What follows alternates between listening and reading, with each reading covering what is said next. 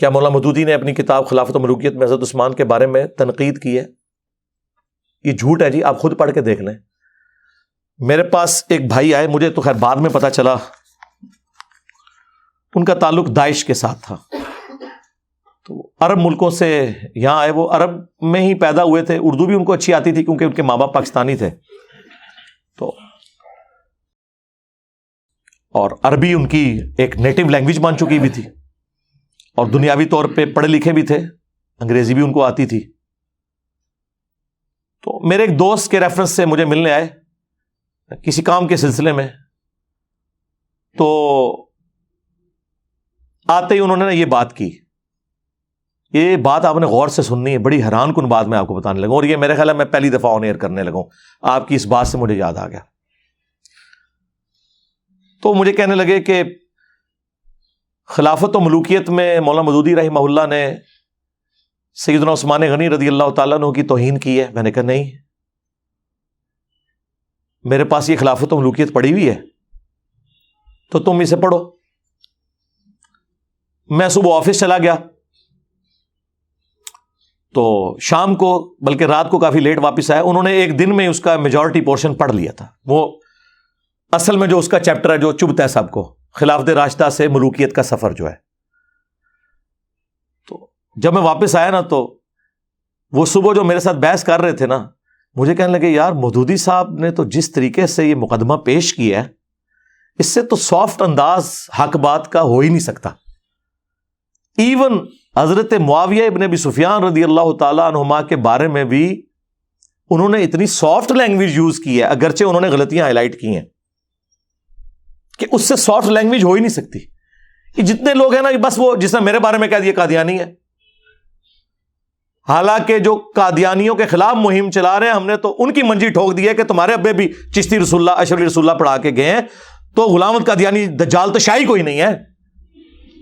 ہم تو ختم نبوت کے اوپر کام کر رہے ہیں۔ اچھا، وہ تو جب کوئی سنتا ہے تو پتہ چلتا ہے۔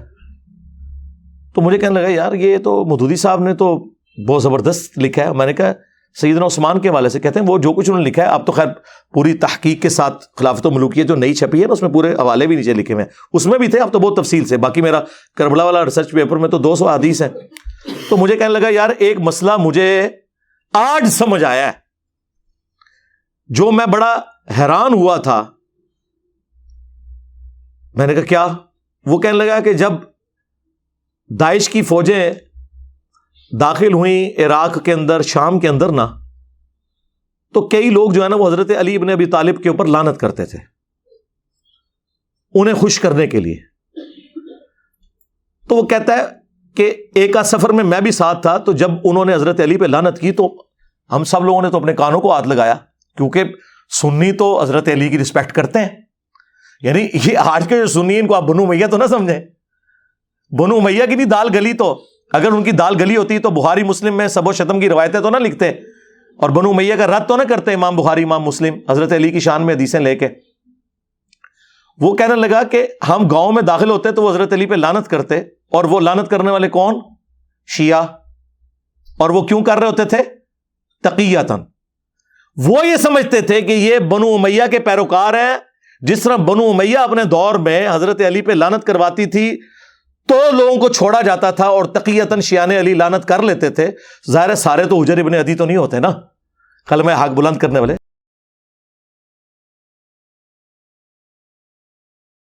اور وہ بھی جائز ہے جان بچانے کے لیے اگر کوئی کلمہ کفر بھی بول دے۔ سورۃ النحل میں آیا ہے اور سورہ آل عمران میں بھی آیا ہے، تقیہ بھی کیا جا سکتا ہے، کلمہ کفر بھی بولا جا سکتا ہے اگر آپ کا دل ایمان پہ ٹھکا ہو۔ تو کہتے ہیں ہم بڑے حیران ہو، ہم استغفر اللہ پڑھیں کہ یار یہ کیا بکواس کر رہے ہو۔ تو وہ آگے سے کہتے ہیں کہ نہیں، جو بنو امیہ ہے وہ تو ہم سے ڈیمانڈ کریں گے یہ۔ تو کہتا ہے کہ اس وقت ہم لوگ پھر ان کو یہ کہتے تھے کہ یار یہ تو بڑا گناہ کا کام ہے، ہم نے یہ کیوں کروانا ہے، ہم تو چاروں خلفاء کو مانتے ہیں، ٹھیک ہے۔ اور جو ان کے امیر، وہ تو خود سید ہونے کے دعوے دار ہیں، اپنے آپ کو ہاشمی کہتے ہیں۔ یہ میں کوئی داعش کے فضائل نہیں بیان کر رہا، میں اس وقت علمی گفتگو کر رہا ہوں۔ مجھے تو جتنی بھی جہادی تنظیمیں ہیں، داعش ہو، القاعدہ ہو، ٹی ٹی پی ہو، باقی ان کے ساتھ سنگین نوعیت کے اختلافات ہیں، وہ ایک معاملہ الگ سے، لیکن میں آپ کو ان پرنسپل یہ بات بتا رہا ہوں کہ وہ نوجوان پھر کہنے لگا مجھے آج یہ بات سمجھ آئی ہے، اس وقت تو ہمیں بڑی حیرانگی ہوئی تھی، لیکن جب میں نے خلافت و ملوکیت پڑھی پھر خیر میں نے اسے جب بخاری مسلم سے احادیث بتائیں، ابو داؤد سے، سنن نسائی سے، المستدرک للحاکم سے، تو کہتا مجھے اب پتہ چلا کہ اچھا یار یہ بات واقعی تھی کہ بنو امیہ کے دور میں یہ کام کروایا جاتا تھا،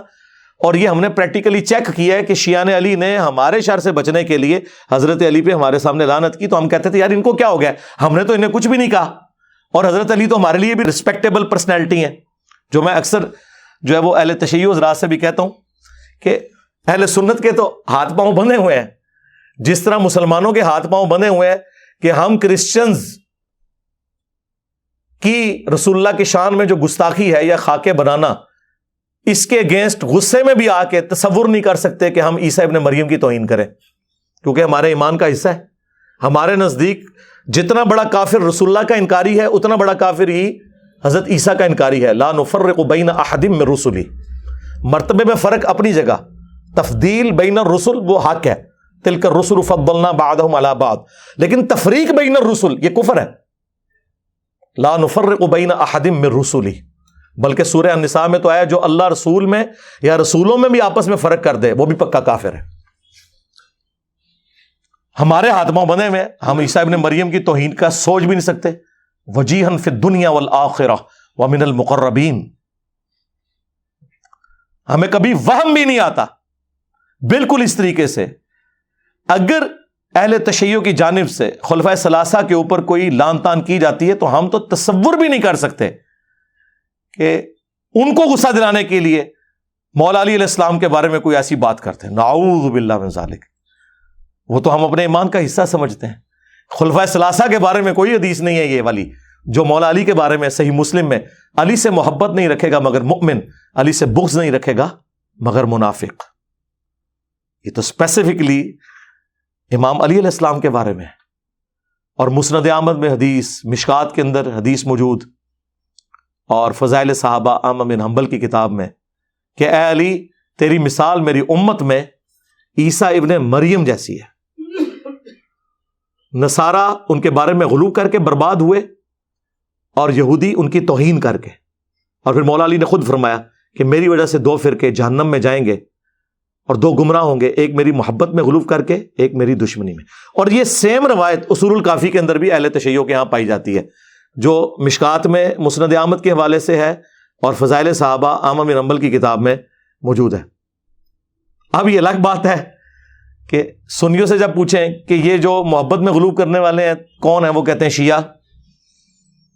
اور شیعہ سے پوچھیں کہ محبت میں تو غلو کرنے والے ان کو تو نہیں، ظاہر ہے آپ ڈائریکٹ کہیں گے تو وہ غصہ کھائیں گے، انہیں کہیں کہ آپ بتائیں دشمنی میں غلو کرنے والے کون سے ہیں، تو وہ کہیں گے سنی، یعنی سنی شیعہ کو رافضی اور شیعہ سنیوں کو ناسبی مانتے ہیں، اور کل حزب بما لدیہم فرحون۔ لیکن حقیقت یہ ہے کہ دونوں جگہ غلو موجود ہے۔ کیٹاگوریکلی نہ تو سنی ناسبی ہیں اور نہ کیٹاگوریکلی شیعہ رافضی ہیں، تو لیکن جب وہ اپلائی کرنے کی باری آتی ہے نا، پھر وہ لوگ اپلائی کرنا شروع کر دیتے ہیں۔ تو آپ اندازہ کریں کہ آج کے دور کے اندر بھی یعنی وہ مسکنسیپشن جو صدیوں سے چلتی آ رہی تھی، جو کتابوں کی حد تک تو درست تھی، لیکن وقت کے ساتھ ساتھ میں سمجھتا ہوں کہ عمر بن عبدالعزیز رحمہ اللہ جو اسلام کے پہلے مجدد ہیں، انہوں نے جس طریقے سے اس ایشو کو ہینڈل کیا، قیامت تک کے لیے اس فتنے کو دبا دیا جو بنو امیہ کے ممبروں سے لعنت ہوتی تھی 60 سال تک، اور انہوں نے سورۃ النحل کی وہ آیت خطبے میں داخل کی، ان اللہ یأمر بالعدل والاحسان۔ تو یہ بہت بڑا امت کے اوپر ان کا احسان ہے، حقیقت بات ہے۔ باقی تفصیل کے لیے آپ میری ویڈیوز دیکھ لیں اور میرا کربلا والا ریسرچ پیپر پڑھ لیں، اس میں ساری احادیث میں نے نقل کی ہیں۔ اور یہ جو تماشا لگایا ہوا انہوں نے کہ نہیں جی وہ تنقید ہوتی تھی، لعنت نہیں ہوتی تھی، تو مسلم شریف میں واضح الفاظ موجود ہیں، لعن اللہ ابا التراب 6229 صحیح مسلم کی حدیث۔ اور تقی عثمانی صاحب کہتے ہیں نہیں نہیں وہ بخاری میں ایک حدیث سب کی ہے اور سب کا مطلب تنقید ہے، حالانکہ وہی حدیث مسلم میں تھی، لیکن اس سے اوور لک کیا، یا اوور لک کیا، اگر اوور لک کیا تو بہت خطرناک ہے، یہ تو منافقت ہے، اور اگر جہالت کی وجہ سے کیا تو سرکار اب سمجھ لیں لیکن نہ یہ اپنے مفتیوں کو جاہل ماننے کے لیے تیار ہے، نہ منافق ماننے کے لیے تیار ہے۔ مسلم شریف میں واضح الفاظ تھے، لعنت کے الفاظ موجود تھے۔ بہرحال مولانا مودودی رحمہ اللہ نے جس پیشن کے ساتھ اس چیز کو ہائی لائٹ کیا خلافت و ملوکیت میں سمجھتا ہوں اس کام کو اگر 4 چاند کسی بندے نے لگائے ہیں نا تو مولانا اسحاق صاحب ہیں رحمہ اللہ۔ مولانا اسحاق صاحب نے قیامت تک کے لیے رافضیت اور ناصبیت دونوں کے خلاف ایک بند باندھا ہے، اور الحمدللہ اس مقدمے کو میں نے ایک عام فہم انداز میں حدیثوں کی نمبرنگ کے ساتھ اپنے ریسرچ پیپر واقعہ کربلا کا حقیقی پس منظر 72 صحیح الاسناد احادیث کی روشنی میں، جس میں 200 روایتیں جمع کی، 72 میں نے شہداء کربلا کی نسبت رکھی، اس کے اندر پورا مقدمہ کلیئر کیا، جسے شوق ہو تو دیکھ سکتے ہیں۔ باغ فدق آپ کے مطابق مینیجریل ایشو تھا، لیکن اگر نبی الاسلام کے وارث نہیں ہوتے تو اس کے اوپر میں میرے بھائی پہلے بول چکا ہوں، میرا موقف یہ ہے کہ آج کی ڈیٹ میں یہ ایشو ریزالو ہے۔ جن لوگوں کے ساتھ مولا علی علیہ السلام نے اپنی زندگی میں کمپرومائز کیا، یعنی خلفائے ثلاثہ، اہل تشیع کہتے ہیں کہ تقیہ کیا یا امت کے وسیع تر مفاد میں کیا، سنی کہتے ہیں نہیں دل سے کیا، دونوں اپنے اپنے موقف پہ قائم رہے، اینڈ رزلٹ کیا ہے کہ کیا، ٹھیک ہے۔ جن سے مولا علی کی دوستی ہے